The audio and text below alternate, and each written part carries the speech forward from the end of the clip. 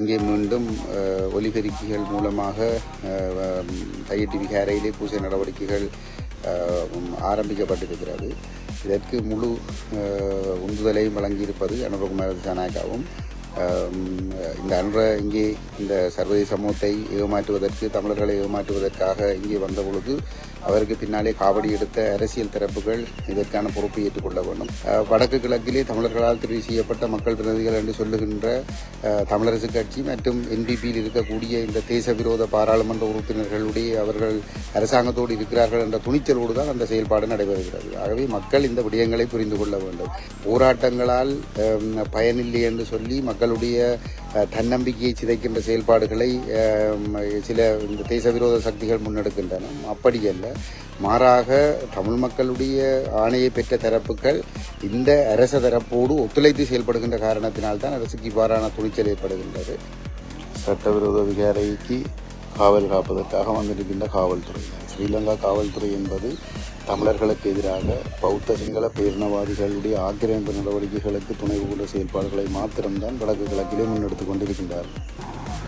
ஆக்கிரமிப்பு நடவடிக்கைக்கு துணை நிற்கும் காவல்துறையினர், இந்த காவல்துறையினருடைய வாகனத்திலே தான் இந்த பிக்கு தன்னுடைய போக்குவரத்தை செய்து கொண்டிருக்கிறார்.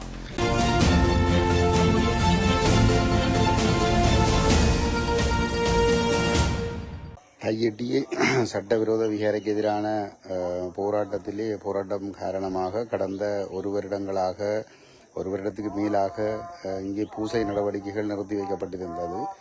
ஆனால் கடந்த 1ஆம் தேதி அனுரகுமார திசாநாயக்கா யாழ்ப்பாணம் வந்து மயிலட்டி துறைமுகம் மற்றும் மண்டதீவில்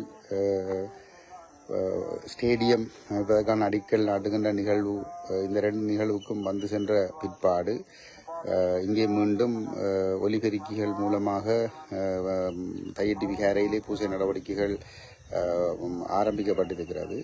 இதற்கு முழு உந்துதலையும் வழங்கியிருப்பது அனுரகுமார திசாநாயக்காவும்.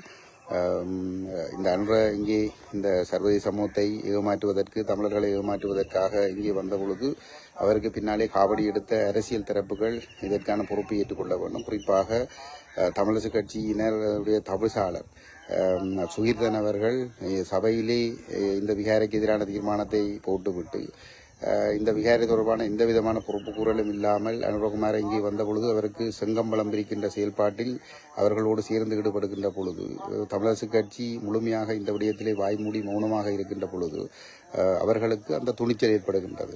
குறிப்பாக இந்த ஐக்கிய நாடுகள் மனித உரிமைகள் பேரவையினுடைய கூட்டத்தொடர் நடைபெறுகின்ற காலத்தில் இவ்வாறு அவர்களால் துணித்து செயல்படக்கூடியதாக இருக்கிறது என்று சொன்னால், அனுரகுமார மண்டதீவிலே இந்த தையிட்டியிலே சட்டவிரோதமாக ஆக்கிரமித்து நிலை கொண்டிருக்கின்ற ஒரு குற்றவாளியை அழைத்து அவரிடம் ஆசி பெறக்கூடியதாக அந்த துணிச்சல் வருகிறது என்று சொன்னால், வடக்கு கிழக்கிலே தமிழர்களால் தெரிவு செய்யப்பட்ட மக்கள் பிரதிநிதிகள் என்று சொல்லுகின்ற தமிழரசு கட்சி மற்றும் என்பிபியில் இருக்கக்கூடிய இந்த தேச விரோத பாராளுமன்ற உறுப்பினர்களுடைய அவர்கள் அரசாங்கத்தோடு இருக்கிறார்கள் என்ற துணிச்சலோடு தான் அந்த செயல்பாடு நடைபெறுகிறது. ஆகவே மக்கள் இந்த விடயங்களை புரிந்து கொள்ள வேண்டும்.